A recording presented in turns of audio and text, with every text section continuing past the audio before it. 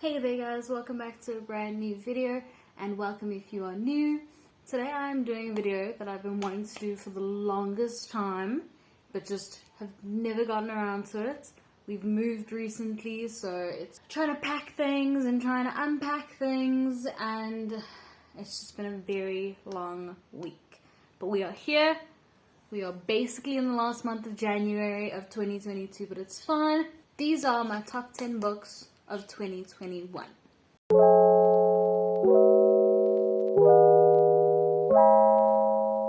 So we'll start off with a few honorable mentions. Bearing in mind, I read a lot of ebooks, so I actually only physically own 3 of these books that are in my top 10. I know. It's very sad, it's very upsetting, it's hella tragic. But we move. We'll start off with a few honorable mentions. I'm going to grab one from up here. So the first book that made it pretty close on the list is Catcher in the Rye by J.D. Salinger. I was actually really surprised that I liked this book. It was low-key kind of relatable. It had the perfect amount of teen angst.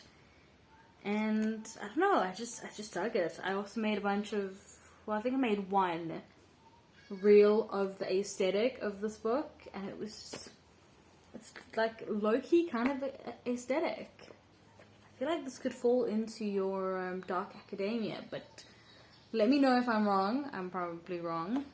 And the next honorable mention is You by Caroline Kepnes. I absolutely love this book. I feel like it'll also be really good as an audiobook. So this book is about a stalker who is stalking this girl that he is in love with. And the reason it's so good is because when he's talking about the person that he is in love with and that he's stalking, he refers to her as you. So it makes you feel like he's actually talking to you and not to another character. He's talking to you as a person. And it was freaky. I felt like I was being watched at all times. It was crazy. I'm currently kind of in the beginning of the sequel, but unfortunately with the sequel, they no longer use that you reference where they like talking, it seems like they're talking to you. They don't do that anymore. So it kind of just went downhill for me, but I will hopefully read it someday and see how it goes. See if I like it. Alright, now on to the top 10 books of 2021. Bearing in mind that no matter how many times I write this list, I'm like, oh, maybe this one should have been higher than this one, or this one should have been maybe over here. All of these books are so good, and at the point where I read them, they were so good. So to be able to compare them to each other, when I was at different points in my year while reading them, it's not exactly fair, which is why I don't really make a lot of rating videos or content. But I decided to push through, so just disclaimer, these chop and change, but you get the general idea. Alright, so coming in at number 10, it is Me Before You by Jojo Moyes. As you can see, I've tabbed the hell out of it. We've got some romance scenes, we've got some sad parts, we got some funny parts, which is basically what this book was. It was romance, sadness, and laughs. There were some pretty funny pieces as well. I watched the movie before I actually read it, but that didn't... I wouldn't say the book is better, because they stuck pretty close to the book in the movie, I feel, which I like. It's very rare that actual movies stick so closely to the book, so it's always nice when it does. But yeah, I liked it. I started the second one. I think I got about halfway through, and then I just couldn't anymore. Just because they introduced this new character, and I don't really like this character, and the dynamic between this character and our main character,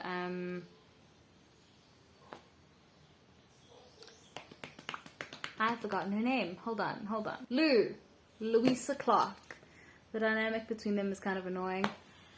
And I feel like the second one kind of negates the first one, because she goes through this like amazing experience and she learns all these life lessons, and then the second one kind of just puts her back where she started. And you know, I get that it's not so easy to just become a whole different person, but I feel like we were kind of reading the same book twice. But I will probably finish it and get to it at some point, someday, whenever. Now, at number 9, it's Anyway the Wind Blows by Rainbow Rowell, which is the 3rd book in the Carrie On series. Rainbow Rowell, for some reason, that girl just gets me. She is always automatically a 5-star author for me. I haven't read all of her books yet, but the ones that I have read have all been 5 stars. And I love the Carrie On series just because of the whole dynamic between Baz and Simon, and I love Baz. Baz is probably one of my favorite characters in all of history. And Simon's pretty cool too. Coming in at number 8, it is A Court of Mist and Fury by Sarah J. Maas.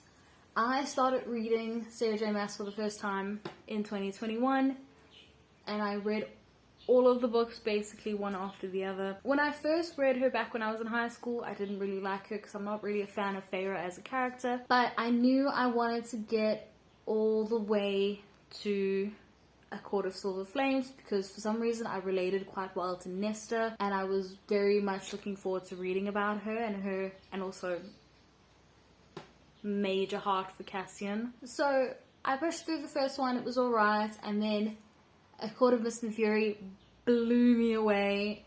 It was incredibly good, and then we had A Court of Wings and Ruin, which was also pretty good, and then we had that cute little novella in between, which it was meh.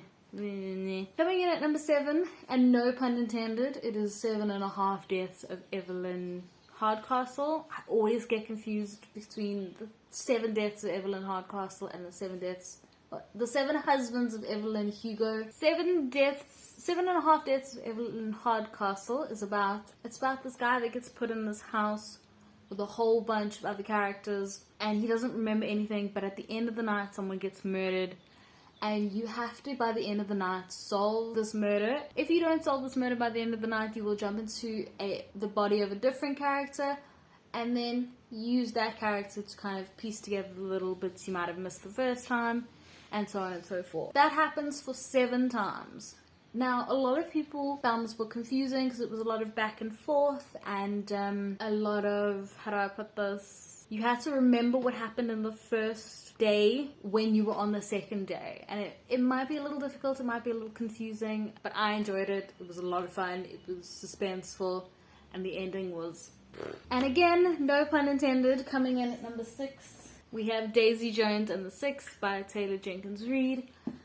This was bought because it was on special, and it was my first Taylor Jenkins Reid book that I'd ever read.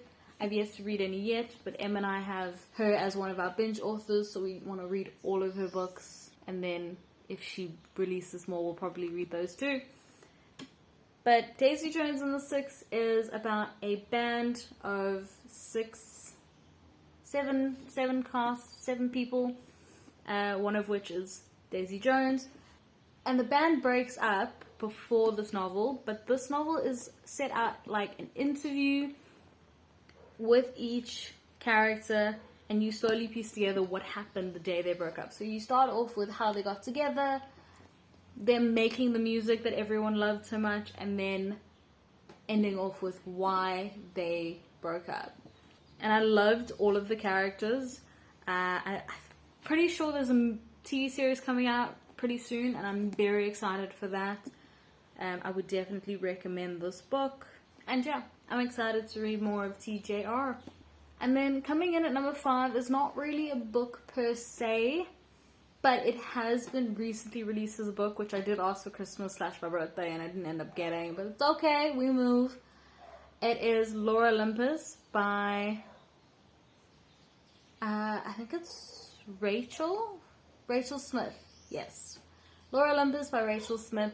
I read it on Webtoon, and it got me out of a massive reading slump that I had in February. I pretty much binged as much as I could. Lore Olympus is a modern retelling of Persephone and Hades, and they're just such cute, lovable characters, and there's no like unnecessary drama really. Trigger warnings, I do have to say trigger warnings for things like sexual assault and being a victim of sexual assault. Brilliant book, brilliant book. Well, brilliant graphic novel. I haven't carried on with it as yet. I do want to wait till they're all physical and I can actually physically get them, and then I will carry on, but I'm super excited to actually carry on with the series. And then coming in at number 3, we are now at the top 3. Are you guys ready? I don't think you are. I don't think you are. But here we go. Coming in at number 3 is Carrie by Stephen King. Emily and I, a while ago, decided to binge read all of Stephen King's books, and the one that we started off with was Carrie. We definitely started on a good note. So far, Carrie is probably, of all the Stephen King books we've read so far, Carrie is probably my favorite. Possibly second favorite, but I'll do a separate video on all of my Stephen King favorites so far in another video. Carrie is about this girl who gets bullied in high school and then one day sort of figures out that she has telekinetic powers, and she kind of uses those powers to take revenge when she's finally reached her breaking point with all of the damage that the other kids have done to her. It's told using newspaper articles and witness statements at the court hearing that they end up having after all this damage has been done, and that just added to it so much. Rather than just reading this book straight up, you were getting little snippets and information that you probably wouldn't have gotten without these newspaper articles. Now, coming in at number 2, number 1 and number 2 I definitely swapped around quite a lot. I could not for the life of me decide which one was my favorite. One minute I was saying this one, and the next minute I was saying no, it was definitely the other one. But I finally kind of settled. We'll see how I feel tomorrow. But coming in number 2 is 9 Perfect Strangers by Leanne Moriarty. Leanne Moriarty also wrote Big Little Lies, which I absolutely devoured, so I'm a fan of hers at the moment. I can't wait to read more of her. 9 Perfect Strangers is about a group of people who decide to go to this wellness retreat to kind of improve themselves, and things start to go wrong. It's very fun because you get to read from the perspective of 9 different people. I know a lot of people don't like jumping between perspectives, but I myself don't have an issue with it. It also didn't help that I read this book right before going on a wellness retreat myself with my mom, so that was great. And then it was so mind-bogglingly good that I got my fiance to read it, and I then got my mom to read it, who doesn't normally read at all, ever. She read it as well. She read it during our wellness retreats, so can't imagine how that must have been. All I can say is, though, don't watch the TV show. The TV show is completely different. I suppose if you watch the TV show without having read the book first, you might enjoy it because you don't know how it goes in the book. But my fiance and I watched the TV show and we didn't like it just because it was so different than the actual book. Well, it wasn't too different, but kind of the important parts completely different. Alright, are you guys ready for my number 1 read of 2021? Can we get a drum roll, please? Andy's freaking out right now. She does not like the sound of that. A Court of Silver Flames by Sarah J. Maas. That was my number 1 read for 2021. Like I said, I was kind of aiming towards that, and I didn't even hype it up for myself. Even though I was anticipating it and I was super excited for it, it still didn't let me down. Like I said, I relate with Nesta, and even in this book I relate with Nesta as well. I know Sarah J. Maas is problematic, and many people have spoken about her being problematic, but in this book, as well as in A Court of Mist and Fury, and even Throne of Glass, I read the first two Throne of Glass books as well, and in the both of those, she portrays mental illness so well, and trauma, and dealing with post-traumatic stress and traumatic experiences, and also big hearts for Cassian. Big hearts for Cassian. Alright guys, that looks like that's it. That is my top 10 books of 2021. Let me know down below if you've read any of these and what you thought of them, and what your top 10 books of, or even just your top book of 2021 was. I'd love to hear it. Maybe add it to my TBR. Probably add it to my TBR. Never get around to reading it. Feel depressed because of how little time I have to read, and there's way too many books to read. So, yay! If you guys enjoyed this video, please give it a thumbs up and don't forget to subscribe, and I'll see you guys next time. Bye!